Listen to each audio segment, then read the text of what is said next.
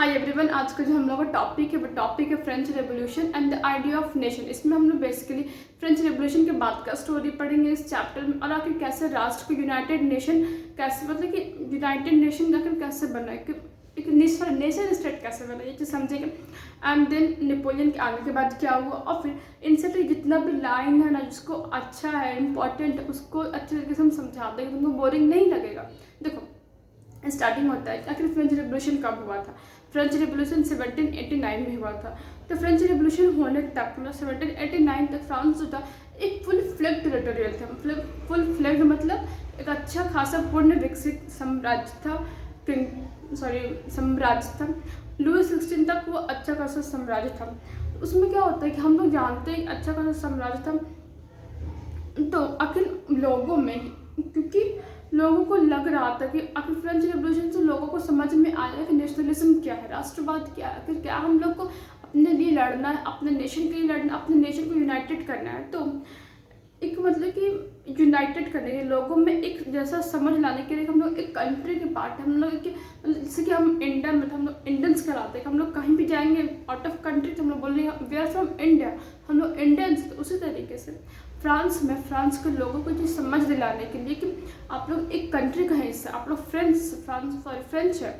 उसके लिए क्या हुआ कि लोग ले सिटियन और ले पैट्रिक को, जो रेवोल्यूशनरीज लोग थे, जो फ्रांस के जो क्रांतिकारी लोग थे, वो बहुत सारा अटेम्प्ट्स किए, बहुत सारा कोशिश की लोगों में यूनाइटेड नेशन एक संयुक्त राष्ट्र को समझाने का बहुत कोशिश की।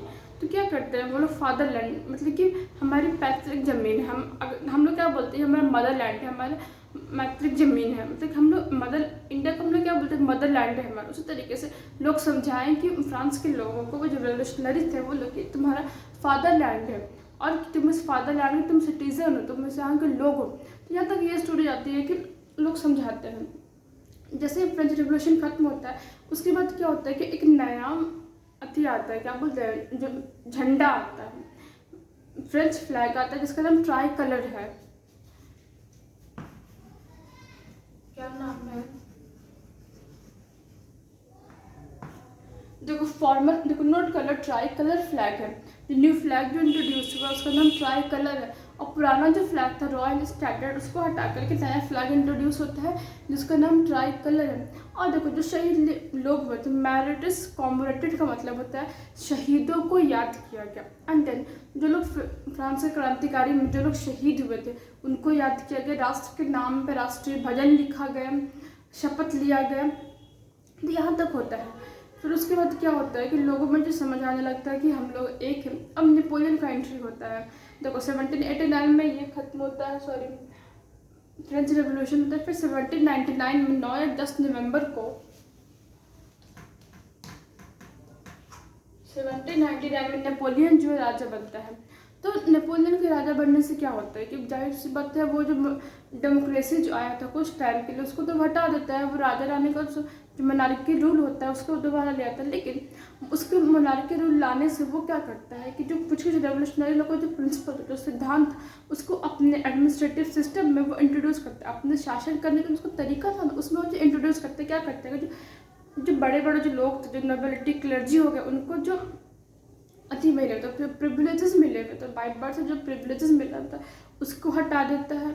और फिर जो सर्फडम होता है, मतलब कि जो दास सिस्टम होता है, जैसे कोई किसी के कर्ज में कोई किसी से पैसा लिया उसको पैसा नहीं पेड कर पा रहा तो वो टाइम पीरियड खत्म। अब वो क्या था कि वो उसका दास बन जाता था, जो पैसा दिया और जो लिया उसका दास बन जाता, तो वो सर्फडम हो गया। सर्फडम को वो हटा दिया। फिर हो गया ये क्या तो था, भूल रहे हैं हम, हाँ फ्यूडल सिस्टम में क्या था कि बड़े बड़े जो लैंड होल्डर थे वो ज़मीन देते थे किराए पे खेती करके, उसके बदले में जो दास मतलब जो लेते थे ज़मीन उसको सर्विस देना पड़ता था, उसको उसके काम करना पड़ता था। तो ये चीज़ वो सब हटा दिया, नेपोलियन सब चीज़ को हटा दिया। वो क्या किया, ये सब कोड ये सब जो चीज़ था किस चीज़ के अंडर आता था, वो नेपोलियन कोड के अंदर आता था, चाहे कोड ऑफ 1804 के अंडर ये सब चीज़ आता था। तो वो क्या किया, जहाँ जहाँ वो अपना साम्राज्य फैलाया था वहाँ वहाँ ये कोड ले गया। कहीं कहीं लोग इसको बहुत ज़्यादा अच्छे तरीके से एक्सेप्ट किए, हार्बिंगर्स ऑफ लिबर्टी के तौर पर किए। और हाँ वहाँ पे फ्रांस में क्या था ना कि अलग अलग वेटर मेजर्स था, मतलब कि एक जगह पे अलग मतलब कि मापतौल, दूसरी जगह का अलग मापतौल था। तो वो इस चीज़ को कॉमन कर दिया कि हर एक जगह का एक ही मापतौल रहेगा, इस चीज़ को वो कॉमन कर दिया। तो इससे क्या होता है, न्यू बिजनेसमैन थे, जो छोटे छोटे जो बिजनेसमैन थे, उनको ट्रैवल करने में आसान हो गया। वो एक फ्रीडम इंजॉय कर रहे थे और बाहरी जगह पर भी अच्छा हो गया, वो लोग फ्रीडम इंजॉय कर रहे थे।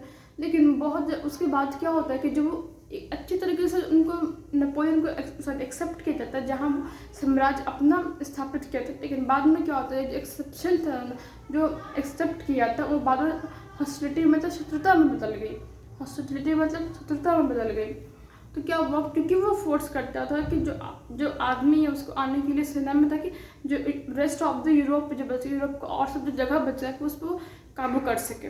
ठीक है, देखो पैराग्राफ इसी चीज़ पे होता है। और एक चीज़ मेरा छुट गया है कि देखो, जो एक्टिव सिटीजन थे, बीच का पैराग्राफ के जो एक्टिव सिटीजन थे, उनको जिम्मा सौंपा गया कि वो जो रिप्रेजेंटेटिव है स्टेट्स के, उसको चुनने का, जो 3 स्टेट थे उसको चुनने का रिस्पॉन्सिबिलिटी एक्टिव सिटीजन को दिए गए। अभी क्या थे, जो अपने सैलरी का 3 दिन का जो पैसा पेड करते थे, वो इसमें आ जाता था। एक्टिव सिटीजन जो पढ़े लिखे लोग थे, इसमें भी था जो पढ़े लिखे लोग थे। अगर समझ में आए तो सब्सक्राइब माई चैनल।